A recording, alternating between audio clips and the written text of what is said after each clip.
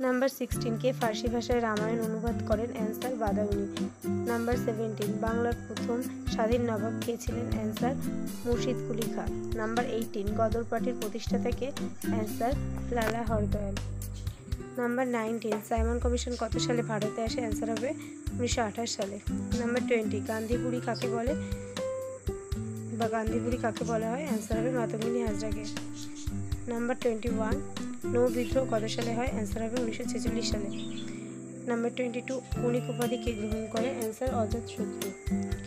Number 23 forward block কে গঠন করে? Answer Subhash Chandra Basu. Number 24 Priyadarshika কে লেখেন? অ্যান্সার হবে হর্ষবর্ধন।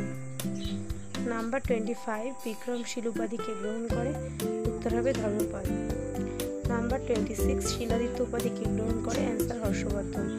নাম্বার 27 গান্ধী আর্মিন চুক্তি কত সালে হয়? অ্যান্সার হবে 1931 সালে।